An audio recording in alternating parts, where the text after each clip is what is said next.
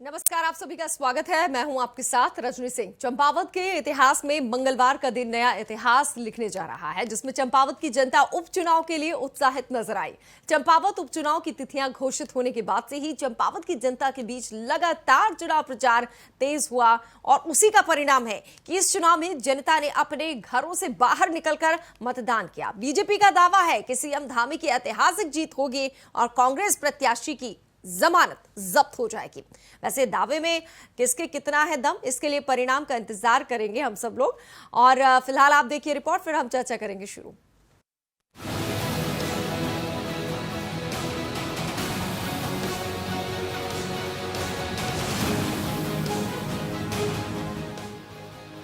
चंपावत की जनता ने उपचुनाव में बढ़ चढ़कर हिस्सा लिया और मतदान करने के लिए वोटर्स की लंबी लंबी कतारें देखी गई।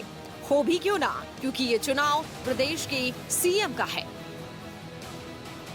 चंपावत उपचुनाव में मतदान खत्म होते ही अब परिणाम का इंतजार है, लेकिन उससे पहले ही बीजेपी और कांग्रेस अपने अपने दावे कर रही है। मुख्यमंत्री पुष्कर सिंह धामी ने जनता का आभार प्रकट करते हुए कहा कि चंपावत की जनता आज नया इतिहास लिखने जा रही है, जिसमें उम्मीद है कि जनता ने विकास के लिए वोट किया होगा। सभी मतदाता भाई बहनों का सबका धन्यवाद करता हूं कि वो बड़ी संख्या में आ रहे हैं और शाम तक जो है आज मतदान के सारे रिकॉर्ड तोड़ेंगे, मैं उनसे अपेक्षा करता हूं। और मतदान उत्सव का ये दिवस सभी के लिए जो है एक बहुत उत्साह का दिवस है। निश्चित रूप से उत्तराखंड राज्य हमारा मातृशक्ति ने बनाया है और हम लोग अपनी मातृशक्ति के जो भी उनकी भावनाएं हैं, जो उनकी अपेक्षाएं हैं, उन सभी पर काम करेंगे, उन सब पर खरा उतरेंगे। जिस प्रकार से आज मतदाता मत का प्रयोग करने के लिए सुबह से ही लाइनों में खड़े रहे, उसको देखते ही कहा जा सकता है कि प्रशासन की कोशिश सफल रही।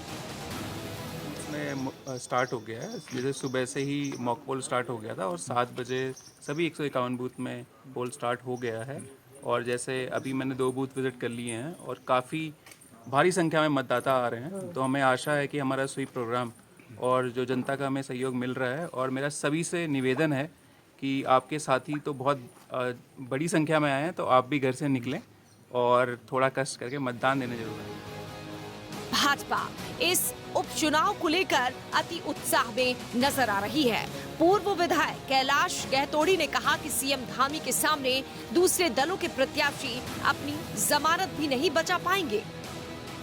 बिल्कुल नया इतिहास लिखा जाएगा और नंबर ऑफ वोट्स में भी नया इतिहास लिखा जाएगा और जो मत मिलने वाले भारतीय जनता पार्टी को, उसमें भी नया इतिहास लिखने जा रहा है। जमानत नहीं बच पाएगी कांग्रेस की। जमानत नहीं बच पाएगी।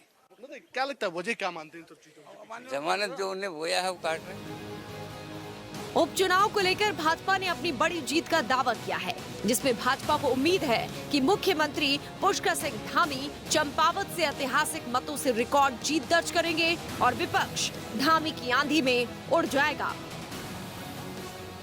चंपावत का चैंपियन कौन होगा, इसके लिए अब 3 जून का इंतजार है, जब परिणाम सबके सामने होगा। क्या चंपावत उपचुनाव में चमकेगी सीएम धामी की किस्मत? इंडिया वॉइस के लिए चंपावत से अब है कैंतुरा की रिपोर्ट।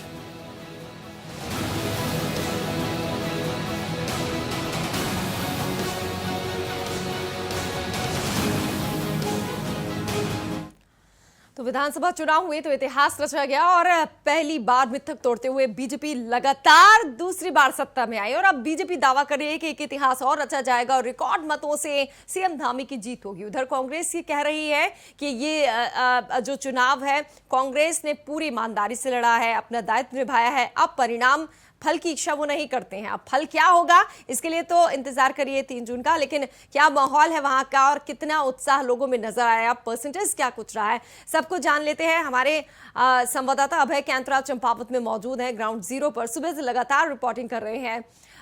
अभय, वोटिंग परसेंटेज क्या कहता है?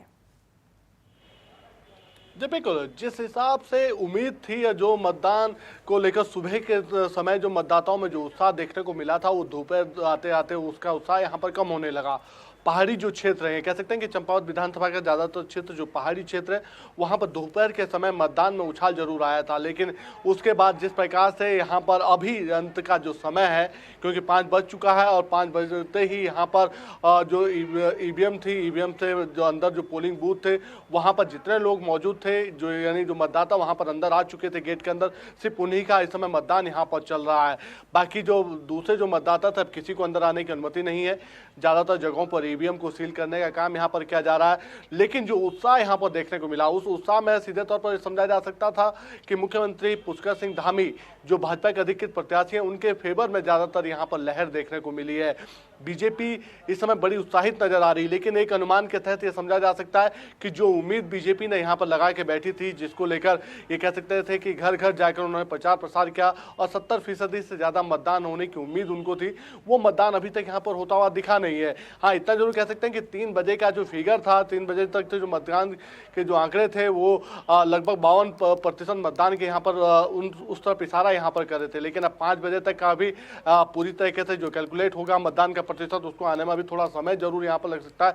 लेकिन इतना जरूर कह सकते हैं कि 55 से 60% के बीच में ये मतदान यहाँ पर हुआ, और उसमें भी बीजेपी जो दूसरे जो दल हैं, उन दलों से काफ़ी आगे निकलती हुई नजर आ रही है, क्योंकि चाहे तराई का क्षेत्र हो या ग्रामीण क्षेत्र हो, वहाँ पर बीजेपी काफ़ी अप नजर आई है। शुरू से ही बीजेपी के हर कार्यकर्ता एक एक मतदाता को पोलिंग बूथ तक लाने का यहाँ पर काम कर रहे थे। पूरे चंपावत की अगर हम बात करते हैं तो 151 पोलिंग बूथ यहाँ पर बनाए गए थे, और 151 पोलिंग बूथों में जो शहरी जो क्षेत्र थे, वहाँ पर कांग्रेस के बस्ते तक ज़्यादातर जगहों पर नहीं लग पाए थे, और ये इस बात का प्रमाण है कि कांग्रेस ने सिर्फ इस चुनाव को रस्म अदायगी मान लिया था, और उस रस्म अदायगी में भी सिर्फ ये कह सकते हैं कि जो विपक्ष का जो फर्ज है कि एक अपना उम्मीदवार चुनाव मैदान में उतारना, सिर्फ उसको उतारने का काम किया था। जो प्रचार होना चाहिए था यहाँ पर, वो चीज़ें देखने को नहीं मिली। आज जो ये कह सकते हैं कि मतदाताओं को लुभाने के लिए बाहर पार्टी के कार्यकर्ता मौजूद रहते हैं, पोलिंग केंद्रों के बाहर वो वोटरों को लुभाते रहते हैं, बताते रहते हैं कि उनके जो प्रत्याशी का जो चुनाव चिन्ह है वो किस नंबर पर यहाँ पर मौजूद होगा, आपको ईवीएम पे कौन सा बटन आपको दबाना होगा। उन चीज़ों को समझाने वाला देखने तक तो नहीं मिल पा रहा था। इतना जरूर कह सकते हैं कि बीजेपी का संगठन बड़ा उत्साहित था, और बीजेपी के हर कार्यकर्ता पोलिंग बूथ के बाहर मतदाताओं को लाने से लेकर अंदर ये कह सकते हैं कि उनके परिचय तक समझाने का पूरी व्यवस्थित तरीके से वो काम करते थे। तो ये समझा जा सकता है कि इस चुनाव में इसीलिए धामी की जीत पक्की है। अच्छा अभय, परसेंटेज हम बता रहे हैं, पुराने अब तक के परसेंटेज दिखाए जा रहे हैं, इसमें से सबसे ज्यादा 2012 का जहां तक है 76% से ज्यादा रहा था, और 2022 का चंपावत का रहा है करीब 66%। क्या लगता है इस बार कौन सा रिकॉर्ड? रुकिए थोड़ा सा, अभय हमारे साथ शादाब सिंह साहब जुड़ गए हैं बीजेपी की तरफ से। स्वागत है आपका सर। बहुत धन्यवाद। मैं लौट रही हूँ सर आपके पास। हाँ अभय, वोटिंग परसेंटेज बताइए। बिल्कुल, अगर 5 विधानसभा चुनाव के वोटिंग परसेंटेज की बात करते हो तो हर बार चंपावत की जनता ने बढ़ा हुआ मत प्रतिशत यहाँ पर दिया है, और जब चाहे वो 2012 का 76% का मतदान हो या 2022 का लगभग 66% का जो मतदान हो, वो हमेशा बीजेपी के फेवर वाला यहाँ कहा जा सकता है। और इस बार भी उपचुनाव में कह सकते हैं कि चंपावत की जनता ने जिस प्रकार से अपना जोश यहाँ पर दिखाया है, और सुबह के समय जिस प्रकार से मत प्रतिशत बढ़ने का काम शुरू हुआ था, तो उसमें सीधे तौर पर समझा जा सकता है कि विपक्षी दलों को मात देने का काम सत्ताधारी दल बीजेपी की तरफ से यहाँ पर किया गया है। बीजेपी का संगठन जिस प्रकार से बूथ लेवल पर काम कर रहा था, और हमने ग्राउंड जीरो पर उन सब चीज़ों की बारीकी से यहाँ पर निगाह उन चीज़ों की परखी है, उन चीज़ों को देखा है हमने कि जो बीजेपी का जो पन्ना प्रमुख था, वो अपने पन्ने के हिसाब से अपने वोटरों की संख्या यहाँ पर काउंट कर रहा था। जो व्यक्ति दिव्यांग था या जो जिन व्यक्तियों को चोट लग चुकी थी, वो मतदान करने नहीं आ सकते थे, उनको घरों से लाने का काम उनकी तरफ से किया गया था। भाई यानी कि इतिहास रचने जा रहा है चंपावत का चैंपियन कौन होगा, ये हर किसी के जहन में सवाल है। लेकिन आप जैसे कह रहे हैं, ये आंधी चल रही है या लहर चल रही है, वो सीएम धामी की तरफ चल रही है। आप बने रहिए हमारे साथ। इस वक्त हमारे साथ बीजेपी के प्रदेश प्रवक्ता शादाब शम्स जी भी जुड़ गए हैं। शादाब जी, जो विधानसभा चुनाव हुए, मिथक टूटा और एक इतिहास बीजेपी ने रच दिया लगातार सरकार बनाकर, और अब एक इतिहास नया बनने जा रहा है। क्या उम्मीदें हैं इस बार? हमने पहले ही कहा था, जब नॉमिनेशन हुआ, हमने कहा था कि तमाम महारथी बहन के पीछे छुप गए, और क्योंकि सब लोग जानते थे कि इस चुनाव में हार निश्चित है, लेकिन इतनी बुरी हार होगी ये तो किसी ने शायद सोचा नहीं था। लेकिन हमने तभी दावा किया था कि कांग्रेस की हम जमानत जब्त कराएंगे, युवा मुख्यमंत्री की पॉपुलैरिटी जिस तेजी के साथ उत्तराखंड में बढ़ी है, उनकी एक्सेप्टेंस जिस तेजी के साथ उत्तराखंड में बनी है, आज वो युवाओं की पहली पसंद बन चुके हैं, आज वो महिलाओं की, माताओं की, बहनों की पहली पसंद बन चुके हैं। और इसलिए हम ये कह रहे हैं कि इस बार युवा मुख्यमंत्री नया इतिहास रचने जा रहे हैं। हम कांग्रेस की जमानत जब्त कराएंगे और 5000 वोटों के अंदर कांग्रेस को चंपावत में समेट देंगे, ये हमारा दावा है। और हाँ। इस वक्त उत्तराखंड के चंपावत के लोगों ने अपने विकास के लिए वोट किया है। हर बैरिकेडिंग तोड़ के लोग आगे आए हैं। और मैं ये कह सकता हूं कि विकासवाद की राजनीति में हमेशा बीजेपी नंबर 1 रही है। और जिस ताकत के साथ, जिस कमिटमेंट के साथ युवा मुख्यमंत्री ने वहां चुनाव लड़ा, वो अपने आप में बताता है कि हम कमिटमेंट वाले लोग हैं। हम जो जो कमिटमेंट करते हैं उस एक कमिटमेंट को पूरा करते हैं। यानी लोगों ने विकास के लिए वोट किया है।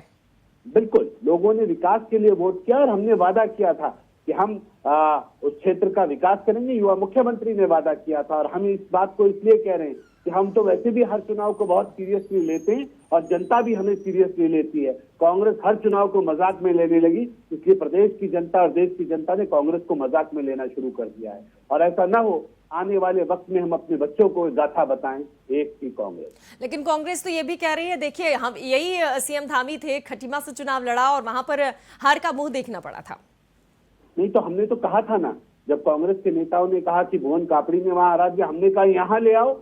मुख्यमंत्री थोड़ा सा दूसरे क्षेत्रों के लिए लगे थे क्योंकि उनके ऊपर 70 सीटों की जिम्मेदारी थी और अब वो सिंगल सीट पे फाइट कर रहे हैं। हम देखते हैं भारतीय जनता पार्टी के कार्यकर्ताओं में और कांग्रेस के कार्यकर्ताओं में किसमें ज्यादा दम है। आ जाओ, ले आओ, राहुल गांधी जी को सामने उतार दो, हरीश रावत जी को सामने उतार दो, करण मेहरा जी को सामने उतार दो। बच्चे बहुत बड़े बड़े दिग्गज आपके पास जो चुनाव हारे हुए, किसी को ले आओ सामने, दम तो दिखाओ। ऐसा क्या इतने कमजोर हो गए, बहन के पीछे छुप के बैठ गए और अब कह रहे हैं कि नहीं, हम कहीं नजर ही नहीं आए, हमारे बस का कुछ नहीं है। इतना कमजोर कांग्रेस हो गई है, ये तो मुझे लगता है कि प्रदेश के लिए भी चिंता का विषय है। ये उपचुनाव को बहुत हल्के से ले रही क्या कांग्रेस? पहले तो महिला कैंडिडेट को उतारा गया, तभी बहुत ज्यादा सवाल उठे। नहीं, महिला कैंडिडेट कमजोर नहीं होती, महिलाएं कमजोर नहीं होती। हमने अपनी एक बहन को अभी राज्यसभा भेजा है, तो बहनें कभी कमजोर नहीं होती। लेकिन उन लोगों की सोच देखिए कि उन्होंने जब ताकत दिखाने की जरूरत थी, जब वो सीट में बराबर की लड़ाई चल रही थी तो चेहरा कोई और था, तब बहनों की याद नहीं आई। और जब दिखा कि अब तो हार निश्चित दिखाई दे रही है, तो फिर बहन को आगे कर दिया और सबके सब उनके पीछे छुप गए। बात यह है कि अगर बहनें ताकतवर है तो बहनों को कमांड क्यों नहीं देते? दे दो ना प्रदेश अध्यक्ष पद बहन को, दे दो नेता प्रतिपक्ष बहन को का पद, बना दो राष्ट्रीय अध्यक्ष बहन को किसी को। ये नहीं चलेगा कि जब लगे कि अब हार का ठीकरा फोड़ना है तो बहन का सर आगे कर दिया और उस बहन का मतलब आपने जिस तरह से बीच मझधार में उस बहन को छोड़ा कांग्रेस के नेताओं ने, मुझे लगता है कि वो बहन भी माफ नहीं करेगी कांग्रेस को। और हम इतना कहेंगे, कांग्रेस अपने सबसे बुरे दौर से गुजर रही है क्योंकि उनके पास न नीति बची है, न नियत बची है, न कमिटमेंट बचा है, न अपने संगठन के प्रति, न अपने लोगों के प्रति। इसलिए पूरी तरह से लोग उन्हें नकार रहे हैं, वो चुनाव को सीरियसली नहीं ले रहे और जनता कांग्रेस पार्टी को सीरियसली नहीं ले रही है। इसलिए हम ये कह सकते हैं, युवा मुख्यमंत्री बहुत जिम्मेदारी के साथ उन्होंने अपने आप को साबित किया है। जहां फायर बनने की जरूरत थी वहां फायर बन के साबित किया और जहां जनता के बीच में फ्लावर बनने की जरूरत है वहां एज अ फ्लावर अपने आप यानी फ्लावर। हाँ ठीक है, आपने डायलॉग ही बोल दिया शादाब शम साहब। अब हम अभय के पास चलते हैं। अभय, चंपावत की हम बात कर रहे हैं तो वहां की जनता से आप लगातार बात कर रहे होंगे, सुबह से ग्राउंड जीरो से रिपोर्ट जो भेज रहे हैं। जो जनता है वो इस बात को भी समझती है कि हम यहाँ से विधायक नहीं चुन रहे हैं, हम सीएम को चुन रहे हैं और सीएम का चुना जाना अपने आप में बहुत बड़ी बात होती है विकास को लेकर। देखिए, इस समय चंपावत की जो जनता है वो अपना आप को यहाँ पर एक गर्व महसूस यहाँ पर कर रही है मतदान को लेकर। उनकी तरफ से साफ तौर पर कहा जा रहा है कि उनका जो वोट है वो किसी विधायक को नहीं बल्कि एक मुख्यमंत्री का, उस मुख्यमंत्री को जो विकास के लिए समर्पित है, जिसने विकास को लेकर जो बातें कही थी उन विकास की बातों को पूरा करने का काम उनकी तरफ से किया गया था। और वो आभार प्रकट कर रहे हैं खटीमा की जनता का, जिन्होंने उनको मुख्यमंत्री यहाँ पर लाने का काम किया था और मुख्यमंत्री अब उनके विधायक यहाँ से होंगे। और ऐसे में चंपावत की जनता को उम्मीद है कि जो जो विकास की जो सोच वो रखते थे, जो विकास को सपने देखते थे, वो विकास के सपने अब तेज गति से आगे पूरे होंगे। चंपावत का वो गौरव वापस यहाँ पर लौट आएगा जिस गौरव की बात चंपावत के लिए कही जाती है। और तो ये कहा जा सकता है कि पुरुषों से ज्यादा महिलाओं में खासा जोश यहाँ पर देखने को मिला था। जिस प्रकार से महिलाएं सुबह के समय ही घरों से निकलकर बाहर निकली थी और मतदान के लिए लंबी लंबी लाइनों में लगी हुई थी, तो उसके अंदाजा लगाया जा सकता था कि चंपावत की जनता इस समय किसी एक विधायक को नहीं बल्कि पूरे प्रदेश के मुखिया को यहाँ पर वोट करी है और अच्छा। वो मुखिया उनका विधायक होगा। जी अभय, कांग्रेस ने एक तरीके से चक्रव्यूह रणनीति बनाई थी, महिला कैंडिडेट को उतारना, ब्राह्मण कैंडिडेट को उतारना, क्योंकि ये कहा जाता है कि अभी तक देखा गया है कि ब्राह्मण वोटर्स का वर्चस्व रहा है और ब्राह्मण कैंडिडेट जीत कर भी आए हैं। लेकिन वहां पर क्या लग रहा है इस बार ये सब कुछ फ्लॉप होता दिख रहा है क्या? जी बिल्कुल, ये कह सकते हैं कि मुख्यमंत्री पुष्कर सिंह धामी की जो चुनाव की जो आंधी यहाँ पर चली है, ये आंधी ये कह सकते हैं कि पूर्व में 2022 में जो बीजेपी की आंधी चली थी, उससे पहले 2017 में जो बीजेपी के चुनाव में जो आंधी चली थी, ठीक उसी तरह की आंधी यहाँ पर देखने को मिली है। और जिस प्रकार से जनता ने सीधे एक नाम को लेकर यहाँ पर वोट किया, तो उस नाम को लेकर कहा जा सकता है कि विपक्षी दल उस नाम के आगे कहीं पर भी टिकते हुए नजर नहीं आए। और इस बात की तस्दीक हमने जब ग्राउंड जीरो पर खुद देखी है, क्योंकि जो पोलिंग बूथ है, पोलिंग बूथ से कुछ दूरी पर जो बस्ते लगाए जाते हैं, पोलिंग पार्टियों के जो बस्ते लगाए जाते हैं, जहाँ पर मतदाता अपने नाम की रसीद लेता है और उसके बाद मतदान बूथ केंद्र पर अंदर वोट डालने के लिए जाता है, वहां पर कई जगहों पर कांग्रेस के बस्ते तक देखने नहीं मिले थे। जो कांग्रेस के प्रत्याशी तो पिछले कह सकते हैं कई घंटों तक हम पिछले कई दिनों तक वो चीजें देखते रहे कि चंपावत के पूरी विधानसभाओं में, ये कह सकते हैं कि कई क्षेत्रों में हम लोगों ने खुद ग्राउंड जीरो की रिपोर्टिंग देखी, वहां कांग्रेस के झंडे तक वो प्रचार देखने तक को नहीं मिला। लोगों की डोर टू डोर कन्वेंसिंग में कांग्रेस की टीमें तक देखने को नहीं मिली जो जनता को ये बताई कि उनका प्रत्याशी कौन है और वो किसके लिए मतदान करे। हाँ ठीक है, मैं लौटूंगी अब है। शादाब शम्स साहब, बार बार आप लोगों की तरफ से यही कहा जाता रहा है जब से चुनाव प्रचार शुरू हुआ है, और ये कहा जाता है कि धामी की आंधी में विपक्ष उड़ जाएगा या धराशायी हो जाएगा। तो वाकई में आप लोगों को तो ये उम्मीद लग रही है। अब मैं आपसे ये जानना चाहती हूँ कि रिकॉर्ड मतों से जीत की बात हो रही, तो कौन सा रिकॉर्ड टूटेगा? नारायण दत्त तिवारी का टूटेगा, विजय बहुगुणा का टूटेगा, या एक और नया रिकॉर्ड बनने वाला है? कोई और नया रिकॉर्ड बनने वाला है। और इसलिए हम कह रहे हैं कि ये इतना बड़ा रिकॉर्ड बनेगा। चंपावत के लोगों ने इतनी बड़ी लकीर खींच दी है, क्योंकि अब देश के अंदर जातिवादी राजनीति नहीं चलेगी, क्षेत्रवादी राजनीति नहीं चलेगी। अब तो एक ही राजनीति चलेगी, वो होगी विकासवाद की राजनीति। भारतीय जनता पार्टी बहुत ईमानदारी के साथ विकासवादी राजनीति के साथ आगे बढ़ रही है और युवा मुख्यमंत्री जिस कमिटमेंट के साथ आगे बढ़ रहे हैं कि चंपावत एक नया बड़ा डेस्टिनेशन बन के सामने आएगा, जहां मां शारदा के तट पे एक बहुत बड़ा तीर्थाटन और डेस्टिनेशन पॉइंट बनाया जाए।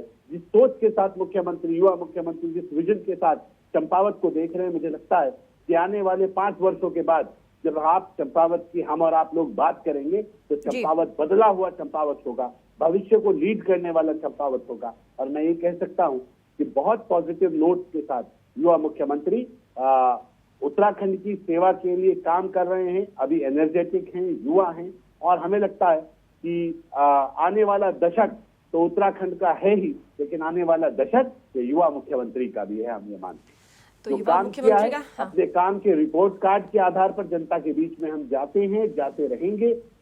जनता ने हमेशा हमारा समर्थन किया है, हमेशा समर्थन दिया है, और मैं ये कह रहा हूं कि अब भी कांग्रेस के पास समय है। जो राजनीति, जो झूठ की राजनीति कांग्रेस कर रही है, उस झूठ की राजनीति से कांग्रेस को दूर होना चाहिए, सत्य का साथ देने के लिए आगे आना चाहिए।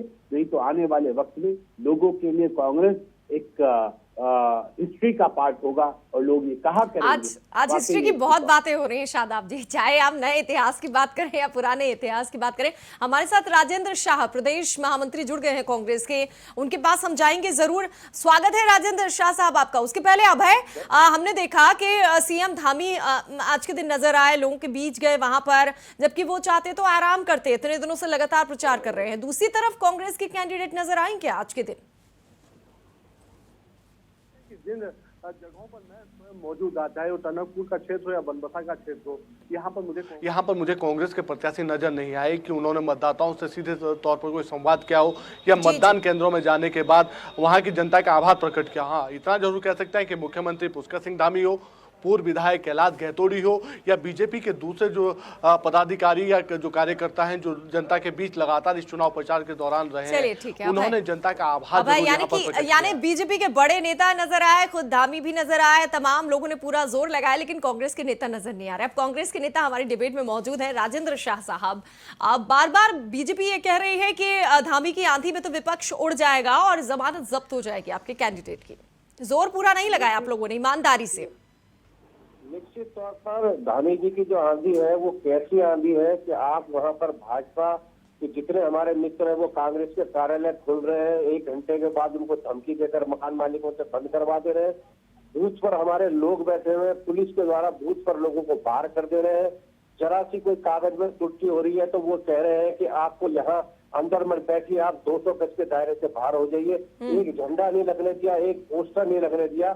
जिस तरह के लोकतंत्र का मजाक चंपावत में उड़ाया गया है बहुत ही निंदनीय है। और ये देखिए ये अच्छी नहीं है, अच्छे लोकतंत्र के लिए ये तमाम चीजें अच्छी नहीं होती है। चुनाव आते हैं जाते रहते, पता नहीं कितने धानी आएंगे और चुनाव लड़ेंगे और चले जाएंगे, लेकिन इस तरह की परंपरा नहीं होनी चाहिए। आप चुनाव लड़े, कोई दिक्कत नहीं, चुनाव लड़ते आप तरीके से चुनाव लड़िए ना।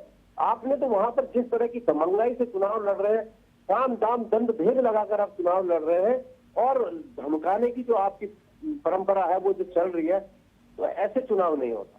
शादाब साहब, ये कहे, हाँ जवाब दीजिए अब इस बात का।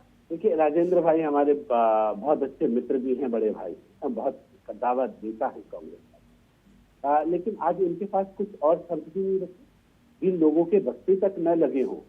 और क्या कहेंगी कांग्रेस जब जमानत जब्त हो रही है? तो वो यही कहेंगे हमारे साथ धन बल का प्रयोग किया, छल किया, डराया, धमकाया, सरकारी मशीनरी का प्रयोग किया, ईवीएम में गड़बड़ करा दी, पूरे बूथ कैप्चर करा दी, यही आरोप लगाएंगे। आप जब आप हार स्वीकार कर रहे हैं, मत पेटियां खुलने से पहले ये स्वीकार किया जा रहा है कि जो आप और हम कह रहे हैं, जो आकलन कर रहे हैं वो पूरी तरह से सटीक है। अब इन्होंने दबंगई की बात की, दबंगई तो हमने तब देखी थी, दबंगई तब देखी थी जब राजेंद्र भाई आपके ऊपर कांग्रेस के कुछ कार्यकर्ता ने ही जो आपके दूसरे खेमे के लोग थे आपके ऊपर हाथ उठाया था, तब हमने दबंगई देखी।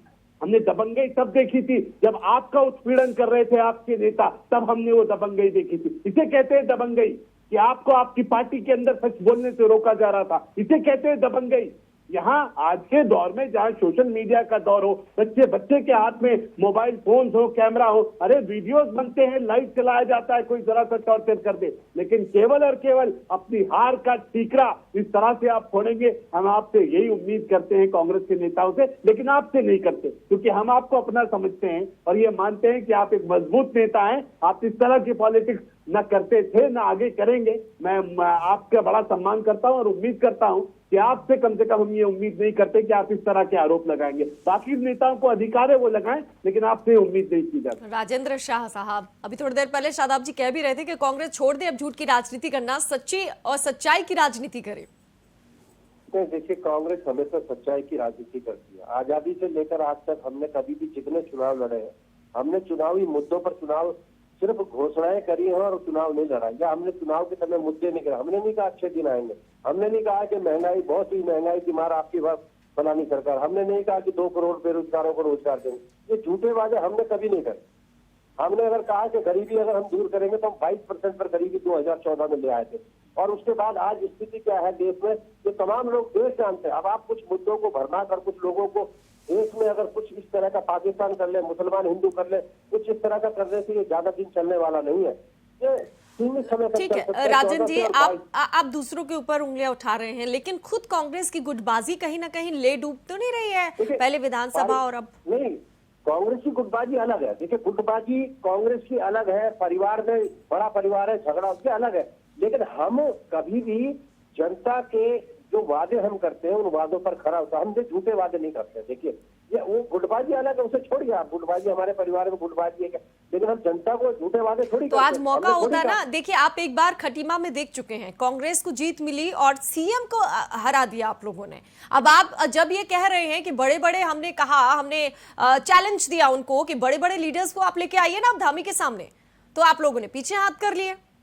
पीछे हाथ नहीं किया हमने जो हमारी बहन गहतोड़ी चुनाव लड़ रही है वो कोई बहुत छोटी नेता नहीं है।